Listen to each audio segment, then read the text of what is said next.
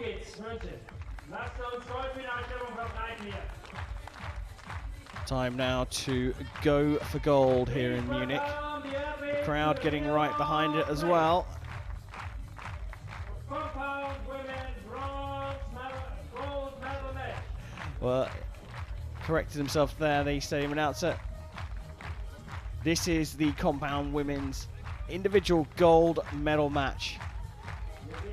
Sophie Dodemont of France leading out Isabelle Carpenter of Great Britain. It's a case of youth versus experience, that is for sure. Athletes settle their equipment down, coaches are out here, so it's time to go down for the introductions. On target number 1, representing Great Britain, Isabelle Carpenter.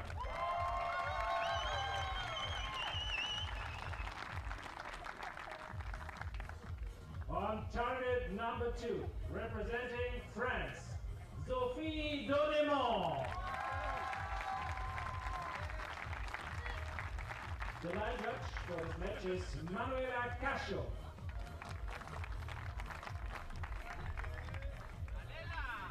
Shooting first. Well, athletes been introduced out here.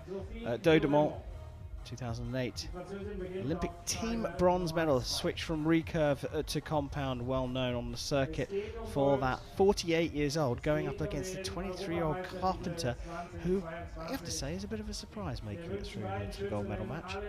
Yeah, not only because of her seemingly inexperience, but also her qualification score was not hugely impressive on this field compared to some of the other scores, but she managed to shoot her way all the way to gold, and with good scores as well. The final scores, the elimination scores, were really good.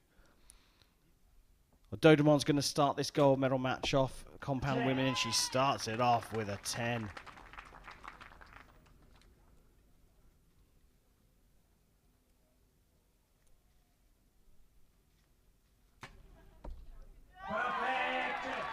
That is maybe the best arrow we have seen today to start the match off for Isabelle.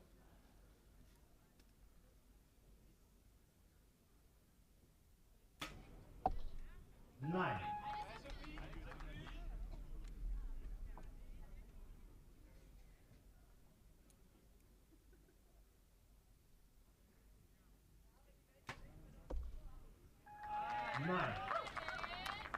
Bit more wobbly, that one. Yeah, there was a bit of tension, wasn't there, at full draw?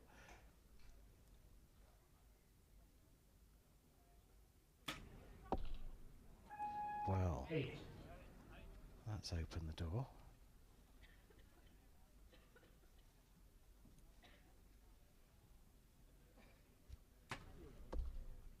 Well, with opportunity, sometimes there comes pressure.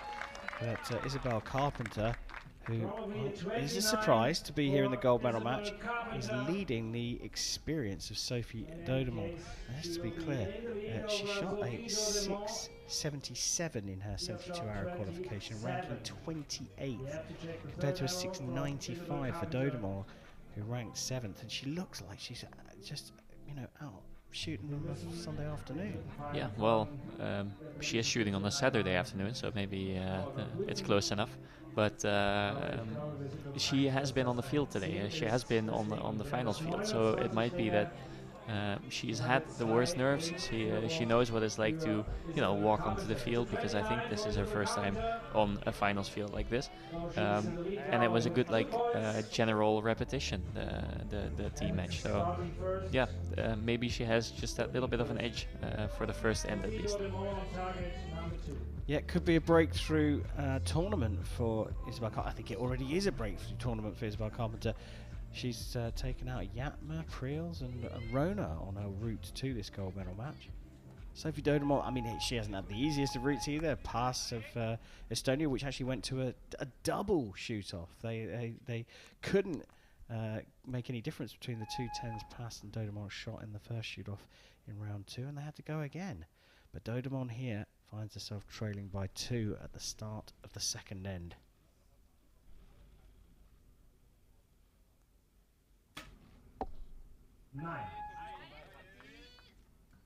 Her group is a bit bigger than what we're used to seeing from Sophie. So I wonder if there's a bit of nerves in play, if there's maybe more wind than we can pick up from here. Or yeah, if she's just not shooting so great, and that's also just a possibility. Another 9.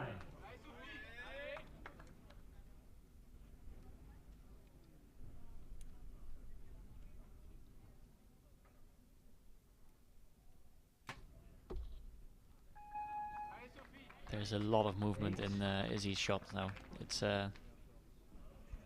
It's really unnerving to see from here, especially since it's all the way zoomed in and it looks like it's magnified. It always looks different when you're holding the bow. But it's a really interesting point, and very much why you're here, Chef, that it's not over for Dodemont here, because the nerves are clearly creeping in for Carpenter as well. She recovers for a 27. What do you think about that second arrow? Do you think it's a 9 or an 8? That was difficult to see. It's right behind another arrow, so yeah, if we would have another angle, then we could maybe have better judgment, but from this angle, I wouldn't like to call it.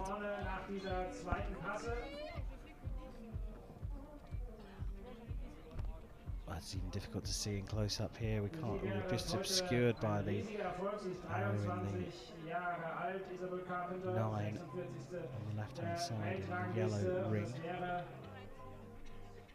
So we are quite literally going to have to wait for the target judge to tell us whether that's an 8 or a 9. Oh, that's a better look, isn't it? Yeah, it's a better look, but it's not good enough that I dare to call it. I think there's a good reason that the target judge grabbed his magnifying glasses for it. Yeah. Well, it does give us an opportunity just to talk about the fact that, great start from Isabelle Carpenter, but the pressure's getting to her, or just the nerves of the gold medal match. So Dodemont, who maybe isn't shooting so well, as you suggested, has got a big chance of getting back into the match. Yeah, she might well have a big chance. Isabelle can go from basically inexperienced or not as experienced to European champion just in one day. So. Yeah, I get there's a lot on the line right now. For both of these archers. We step back up to the line. It was confirmed as a 9, in fact, for Carpenter. So she actually finishes with the 2-point lead still intact.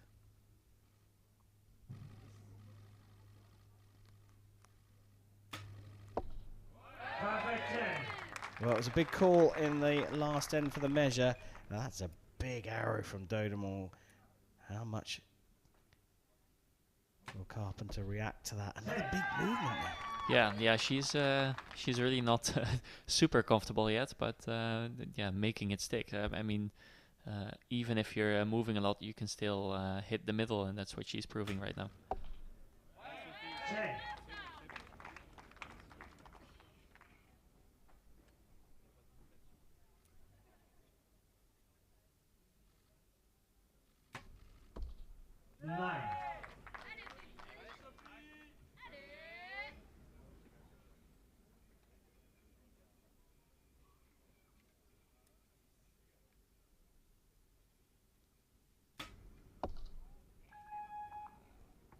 Again, our view is obstructed, but 29.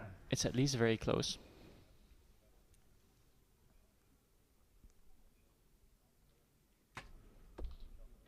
That's a 9 from Isabelle Carpenter. It's 28-29. Well, tightened up here.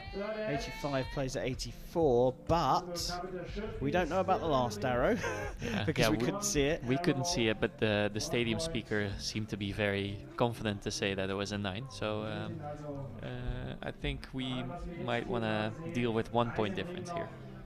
Well, we're going to find out very shortly. They still haven't got an official medal. Let's have a look here.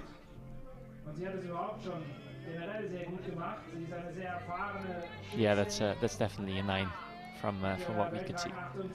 So a 10-10-9 for Dodemont of France means that she's pulled back one of the points. She trails by 85 points to 84.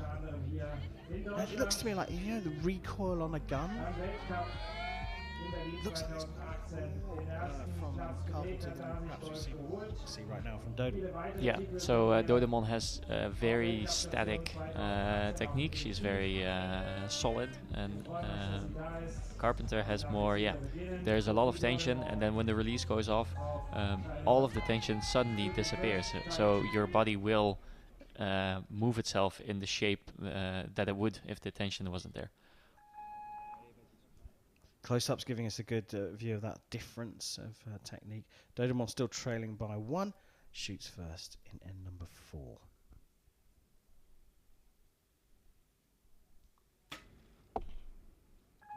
Yeah, that was she knew that. The moment the shot went off, you could see her whole left side tense up to see and try to put the arrow still in the middle, but she didn't quite manage that.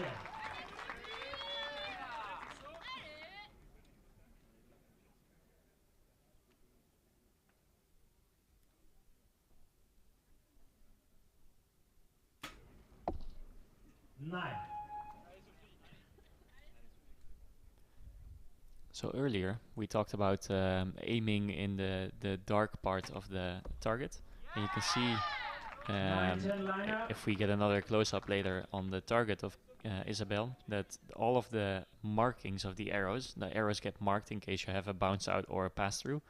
All of the markings are pointed towards the middle, and it's a bit of like it's a bit of a mind game that you want to have as much of the impact closer to the center, so you can see all of the stripes are pointing towards the cross of the target. So it's this another thing the agent can do to aid the archer, but it's more of like a little thing that you can do like a psychological trick. Yeah, exactly. It's a subliminal messaging. The agents, you can see that what Chef's talking about here is the markings, the holes in the targets are marked with a little pen. You can even watch the agents doing it by putting them close on the side closest to the spider in the center of the target. As you look down through your peep sight, through your scope, you see all those arrows pointing towards the middle, guiding the arrow in. Effectively the idea, And I always wonder, do you really notice the difference? But it might just be the difference that you need. You never know how close it gets with archery. 212. Well, it's a very interesting one. I've never heard that before, but I will be keeping an eye out for that in the future for sure, as I think you're right, it will have an effect on you if you're looking through such a focused target. We're waiting for a measure for Isabelle Carpenter. She was marked as a 9. That 9 has been marked up for a 10, so she's actually hit a perfect 30 in that fourth end, and now leads by 3 points going into the fourth. 115 plays 112.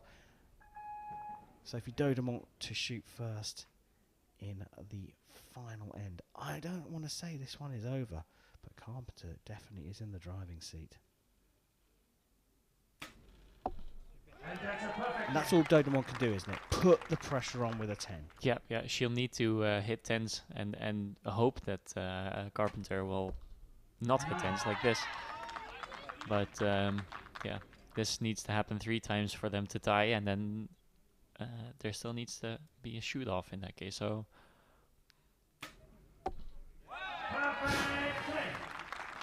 well, if you want to put pressure on, you hit that little cross in the middle of the target. 1 point gained for Dodemont already. Pressure, not this time. Still only a 1 point gain for Dodemont. Back to her. Pressure is the key for her. Another 10. Well, she drops it into the 9. And look at that. All of a sudden, the task becomes a little bit easier. History about to be made here for Isabelle Carpenter if she can hold her nerve. And she does indeed. She comes from absolutely nowhere in terms of senior medals to become the 2022 European champion in the compound women's individual. Isabelle Carpenter, hats off to you.